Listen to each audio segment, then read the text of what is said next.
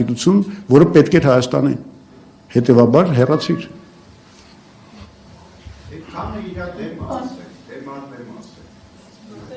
Ում դեմ։ Փաշինյանը։ Հեսա բանում դեբատներում տենց բաներ չեն ասի նրանք։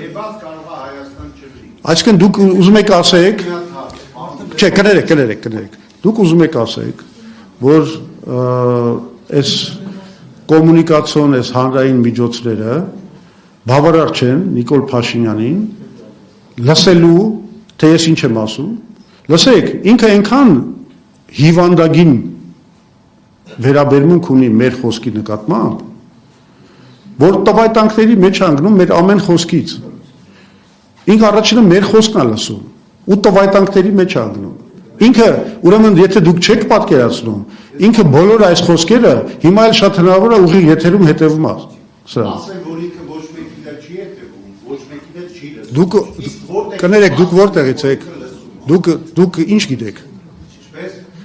Նախ խնդրում եմ ներկայացեք, հետո ասեք։ Ազնարար իրավապաշտպան ՀԿ-ի նախագահ։ Ես տարիներ շարունակ պայքարում եմ բոլոր հակազգային արտահայտումների դեմ այս իշխանության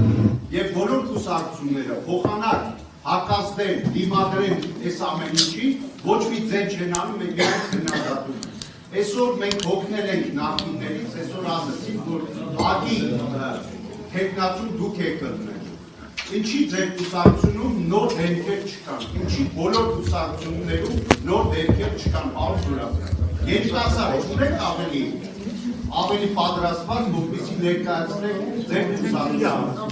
Ուրեմն ես ձեզ շնորհակալություն եմ հայտնում եւ շնորհավորում եմ, որ դուք կարողացաք այս միջավայրում անել ձեր քաղաքական հայտարարությունը, շնորհակալ եմ, թույլ տվեք ես շարունակեմ ասուլիսը։ Ես ասեմ նաեւ, որ Չէ, դուք արդեն կներեք,